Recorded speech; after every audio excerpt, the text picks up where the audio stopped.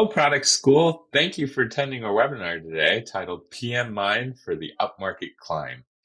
In this webinar, we'll talk about how to think about the people, processes, and product needed to win, quote unquote, upmarket. Or in other words, how to build really incredible product for enterprise-sized, enterprise-grade customers. I'll be your instructor today. My name is Lawrence Hahn. I'm currently the head of product at Guidewheel. We're a company on a mission to empower the world's factories to reach sustainable peak performance. And we work with some of the largest enterprise-sized manufacturers in the world. Prior to this, I was an enterprise product lead at Asana, and I've spent 15 years building enterprise software. So the one constant that in my career has always been serving the enterprise, always building something that served a 7, 8, or sometimes even 9-figure contract. So I really love this topic. I love building product for the enterprise, and I want to share some thoughts on it with you today. Okay, before we go dive into this lesson, let's first answer why go up market. Why do folks want to win enterprise clients? Why is it so lucrative? Well, for a few reasons. First, enterprises are larger, so expansion with them is really efficient. There's lots of employees who could occupy additional seats. For the same reason that enterprises are hard to win, they also have really high retention. When an enterprise wants to install new software, they usually have to pair it with a bunch of change management around the processes or train up the workforce to make it successful. So logically, the larger the ship, the harder it is to turn. So it's a very simple truth of nature. You don't want to do it very often. And then finally, brand. Enterprises are usually key industry or household names. Winning them creates a halo of credibility that ripples through across other enterprises, but then also down market, where smaller companies also see it as a sign of maturity and quality when you have some big logos as customers. Okay, so let's dive in with this super lucrative opportunity. Let's go into some of the first principles for building for enterprise, especially in how it differs from SMB or mid-market. And then once we have that foundation, we're going to go into the 3 Ps of product leadership, which are how to set up your product, processes, and people up for enterprise success.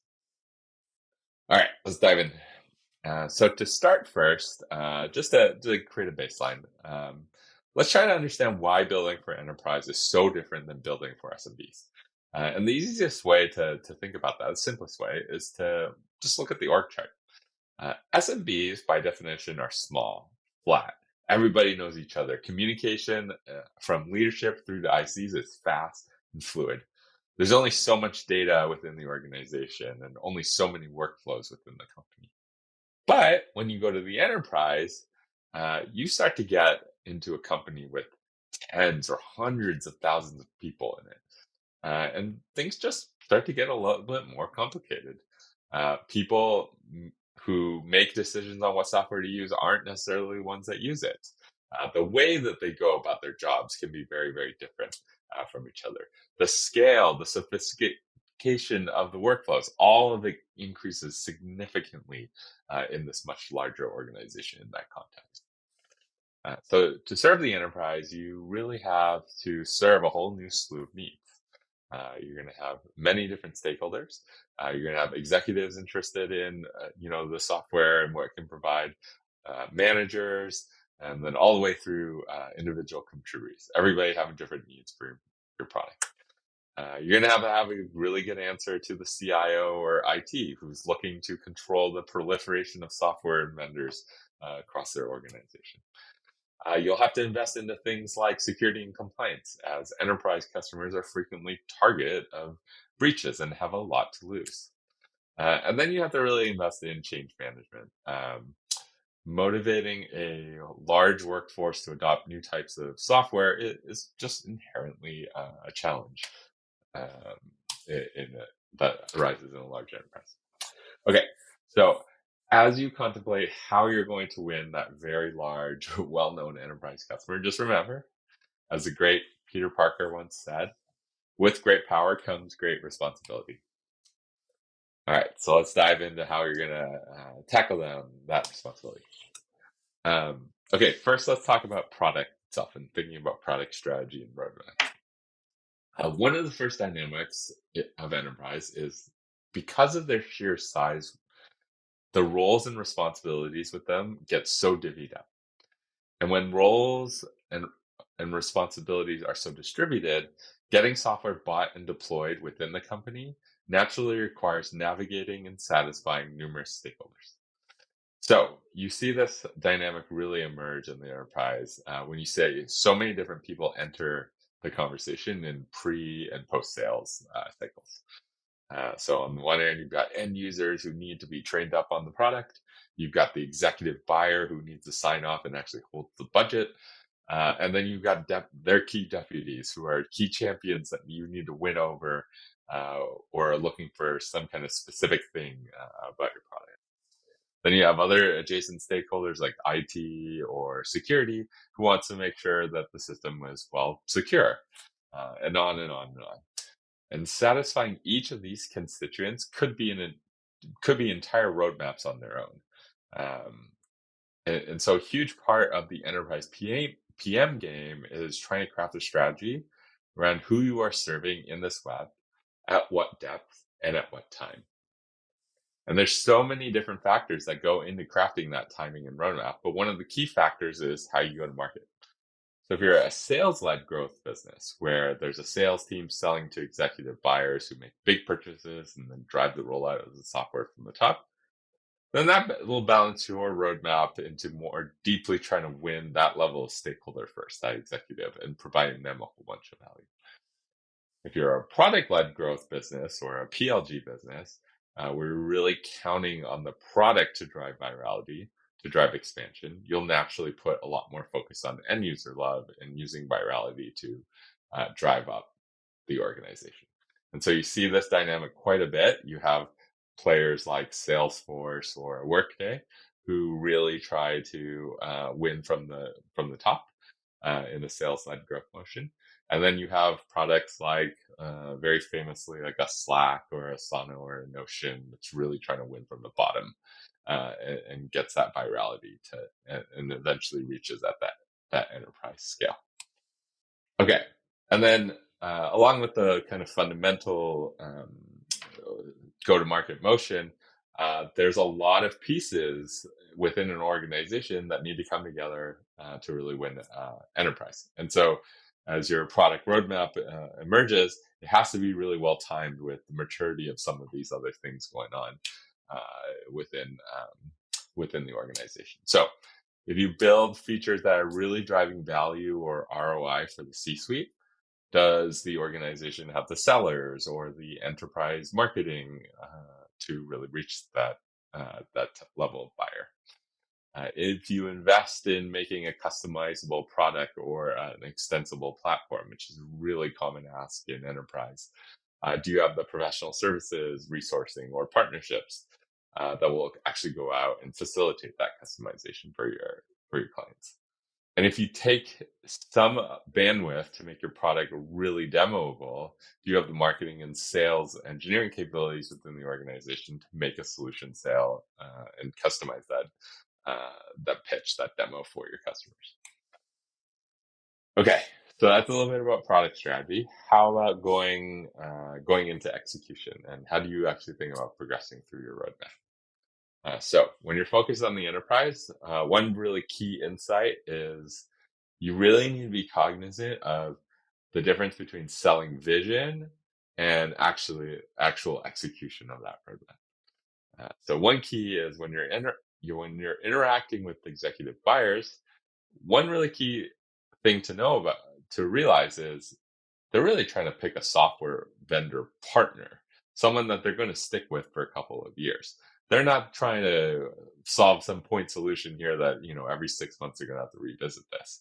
And so, sure, they'll love to know what you can do for them today, but being aligned on vision for your product and how it fits their vision for the organization, or just even feeling like you are a strong partner that is going to work with them through ensuring that the product's a success for their organization, that becomes just as important for that enterprise buyer. Now, we just talked a whole bunch of vision and the importance of the enterprise buyer. One of the biggest traps you can also fall into is getting confused with between selling vision and what you actually get to have to execute or ship in the nearer term. And so ensuring that you can tell that really strong vision to that enterprise buyer, but then on the execution side, ensuring that you're very methodically chipping away at that vision and really focusing in on, okay, of all these different stakeholders within the enterprise, who's the next stakeholder that you really need to up the game with and serve? What are some of the large blockers that large customers that you're out there overdue to clear? Being really thoughtful here about that distinction between vision and execution is so much part of the game as you actually go execute on your roadmap.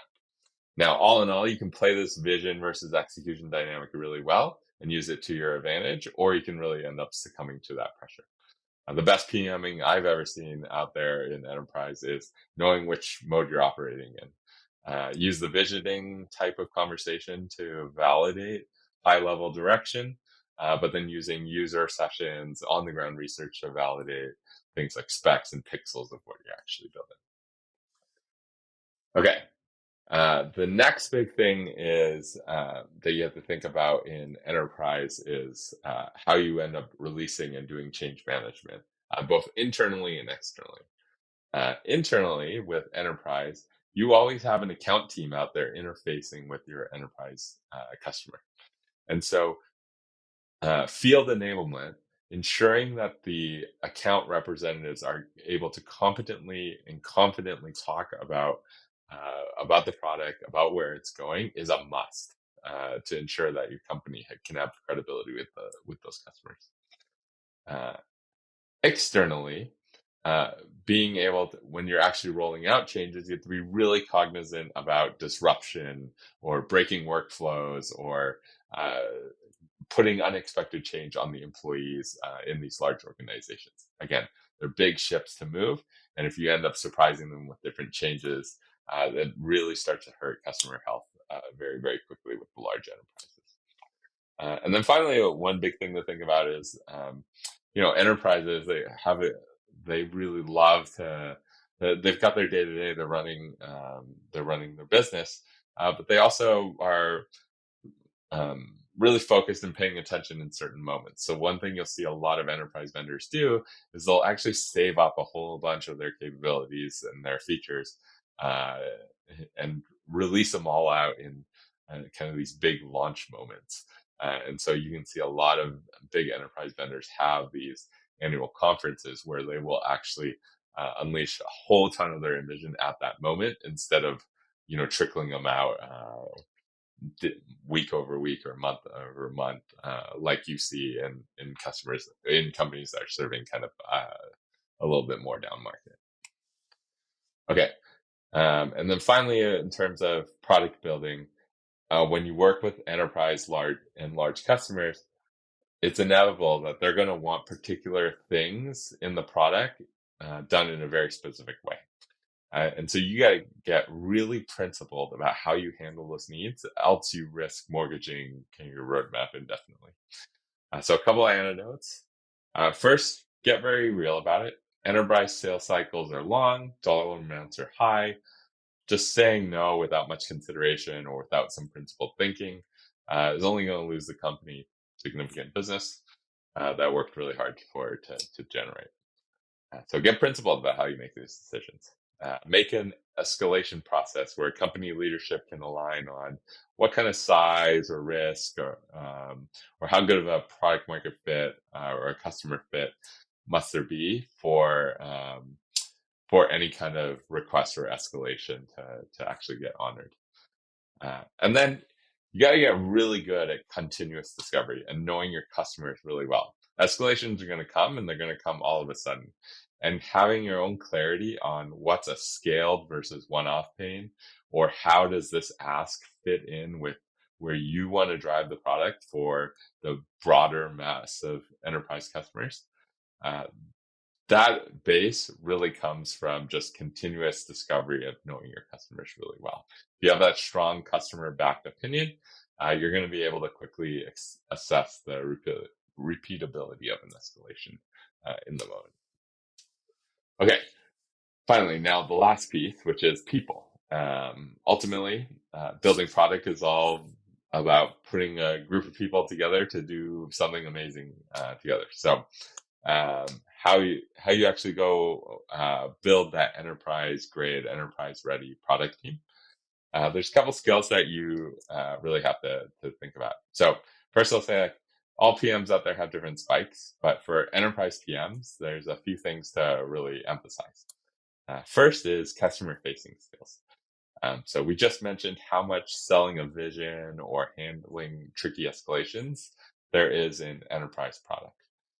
The very best enterprise PM leaders, especially those in more and more senior roles, they're able to build credibility with the toughest stakeholders at the largest customers very, very quickly. They're able to stick firm to their vision and roadmap and really drive that trust with customers. The second big thing for enterprise PMs is a lot of PMs out there are really, really good at kind of quantitative. It's such a huge part of the of product management. But enterprise PMs, you tend to need to have a lot more of a qualitative slant as well. So of course, you're going to have those top line metrics that are very quantifiable, ARR, NRR, and such. But you'll quickly see in enterprise PMing that one level down, so much of the enterprise starts to get more qualitative. So do people trust the product? Do champions or executives find the product useful or valuable? And so having PMs who have an obsession with reading kind of the tea leaves or the signals and being able to measure or talk about progress off of those murkier signals is such a key skill. Alongside with that, always being in that kind of qualitative research mode or always trying to learn at different touch points.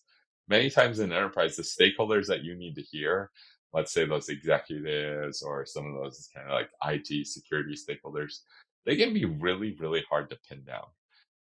They might not just sign up for a user research session with you and really spend half an hour diving about the product.